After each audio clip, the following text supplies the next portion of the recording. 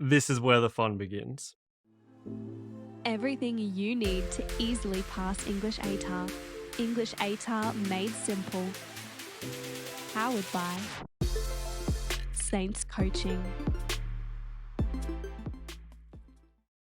Ooh, new color. This is fun and fresh. Welcome to Module 3. Before we move on, a quick word of warning. Module 2 is the foundation for the rest of the course. If you don't build that foundation at the outset, the building will crumble. I mention this because chances are you have not done Module 2. You haven't watched the lessons in Module 2. You haven't completed any of the related activities. I know what it's like to be a student. I was a student not long ago myself. And look, if I were you, year 12, you're time poor, I would probably be thinking, it's just the concept stuff. Don't really want to do it. Can't be bothered.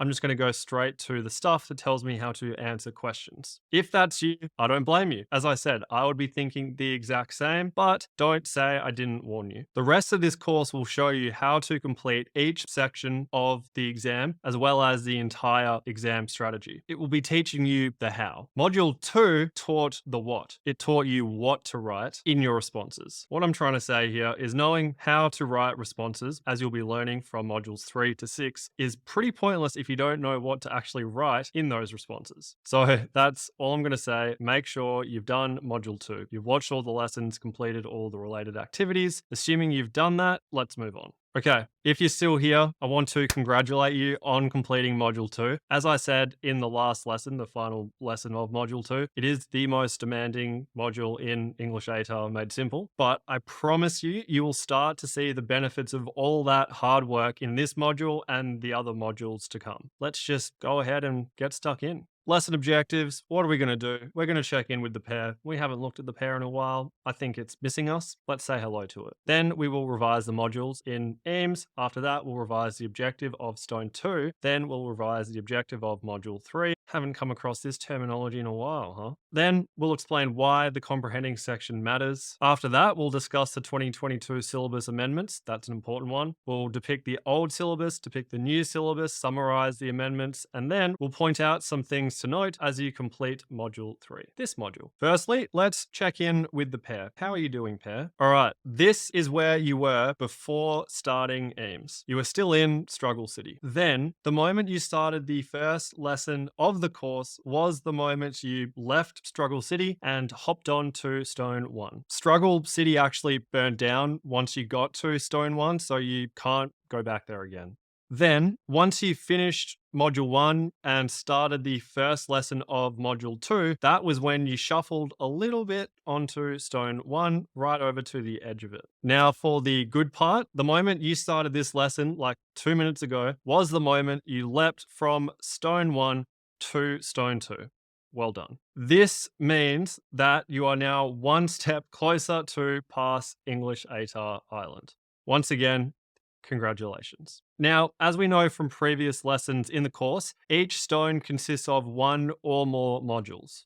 Stone 1, the one you just finished, was called Understand the Concepts. We know Stone 1 included Module 1, Change Your Mind, which is done and dusted, and it included Module 2, Master the Bibles, which is also done and dusted. The overarching objective of Stone 1 was to understand the mental skills and concepts necessary to pass English ATAR, which is no small feat, and you have just done that. So I'll say it again because this is a big deal. Congratulations. Now our focus turns to Stone 2, which is called Develop the Exam Strategy. This stone consists of Module 3, the one you've just started, then Module 4, Rule Responding, and Module 5, Conquer Composing. Once you have conquered the composing section, you'll then leap onto Stone 3, which is called Practice the Skills, and this is where you will learn how to ace the waste. Those are our stones, those are our modules, and this is our objective for Stone 2. Stone 2 is going to require you to develop the strategies necessary to complete each section of an English ATAR exam. That's the objective of Stone 2, the one that has command comprehending, rule responding, and conquer composing. What about the objective of Module 3? This module where we'll learn how to command the comprehending section. That objective that we just saw is our overarching objective for Stone 2, and this is our specific objective for the module that we're on now. We're going to to understand how to complete the comprehending section of the exam and then apply that understanding to practice questions. Essentially, I'll be showing you how to apply the stuff you learned from Module 2 in the comprehending section of the exam. And that is our check-in with the pair.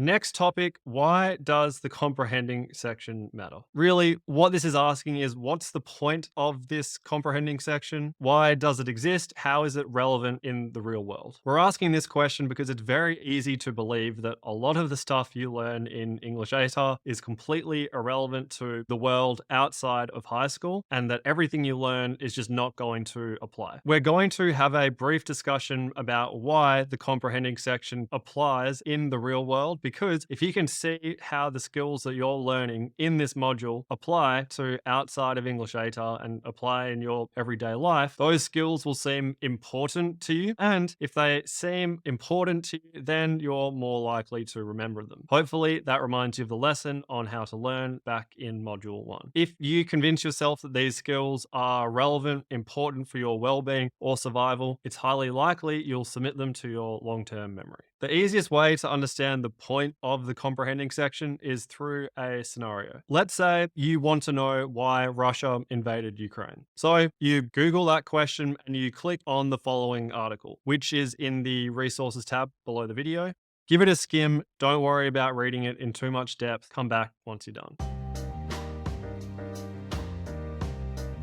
So you've read the article, coming back to our scenario. You have a quick read of the article and you conclude that Russia invaded Ukraine because of something to do with NATO, Putin not liking NATO, and Ukraine potentially becoming a member of NATO. In our scenario, let's fast forward to a few days later. You're having dinner with your parents and one of them mentions the war in Ukraine. You say, I think it's stupid that Putin thinks NATO is an existential threat and is taking that out on Ukraine. Your parents are clearly surprised and pretty impressed by your answer. What you've just done is comprehended the article. You've comprehended the article by extracting a couple of points that you found relevant, and you've comprehended the article by using the information in it to come up with an opinion that served you pretty well in the real world. That is precisely what the comprehending section of an English ATAR exam is examining you on. It's examining you on your ability to understand some info, pick out a few relevant parts, and then use those parts to help you make your own informed decisions about stuff. Whether or not the comprehending section actually achieves this intended effect is another question entirely, but hopefully that just gives you even the slightest bit of motivation to give this module a red hot crack. So, in short, the comprehending section matters because it cultivates your ability to develop informed opinions about topical issues in the real world. Just remind yourself whenever you're working on the comprehending section, even though these texts are stupid, the skills you're developing from doing this stuff are actually transferable to the real world, and they'll help you develop your own opinions about stuff. Final main part of the lesson, the 2022 syllabus amendments. These syllabus changes are effective from 2023 onwards. In October 2022, SCARSA made minor changes to the English ATAR syllabus. Those changes were contained to page 15 of the syllabus document and exclusively concerned the comprehending section, the section we are learning about in this module. The following screenshots depict those changes. Boom, boom. This is the old version of the syllabus. We have the relevant parts highlighted in yellow. Beforehand, you had to answer 3 questions and you had to address 2 or 3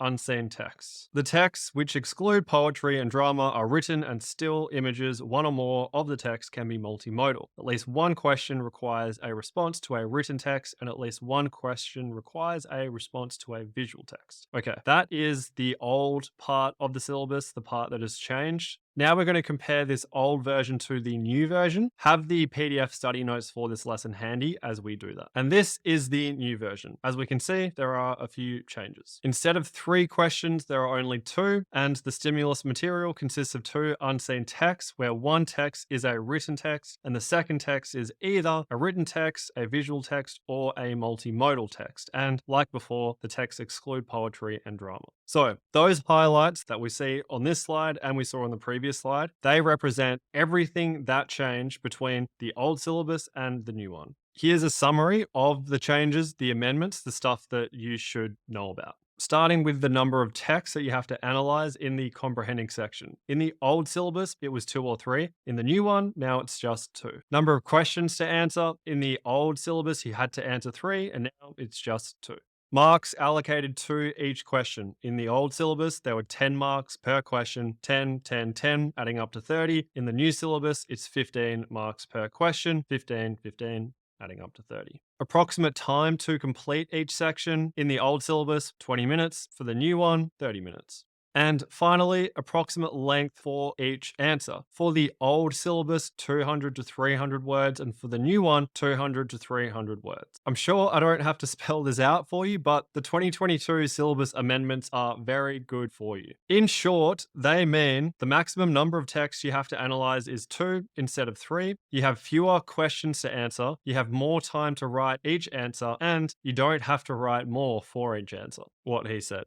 Those are our 2022 syllabus amendments. Now, just a few things to note as we go ahead and complete this module. I want to emphasize that the WACE exams based on the old syllabus are still very useful. The WACE exams from the old syllabus are all the WACE exams between 2016 to 2022. I'll refer to those simply as the old WACE exam. This module requires you to complete a few questions from the old WACE exams, so please bear in mind the following as you complete them. I've changed the marking allocation on the old exams from 10 marks to 15, so just bear in mind that those questions were initially worth 10 marks, but I've just changed them to 15, so it's the same as what your exam will be. Finally, there are references to question 3 and text 3 from the comprehending section of old WACE exams. As we just saw, the new syllabus amendments mean that there is no longer a question 3 in the comprehending section, and there's no longer such a thing as text 3. This doesn't change anything about how you actually answer those questions. I just wanted to flag it to give you the heads up so you don't get thrown off by seeing a text 3 or a question 3 in the comprehending section. If you have any questions about what I've just gone through, feel free to shoot me a message on the platform. Next up, how to use textual evidence in analytical responses. This is some riveting stuff. Looking forward to seeing you in that one. Until then, keep it simple.